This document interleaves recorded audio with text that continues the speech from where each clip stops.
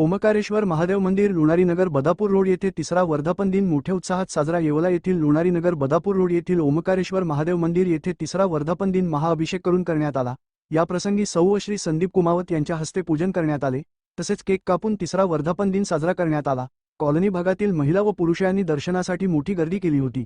महाप्रसादाचे आयोजन संदीप कुमावत यांच्यातर्फे करण्यात आले। प्रतिनिधी सचिन वखारे, येवला।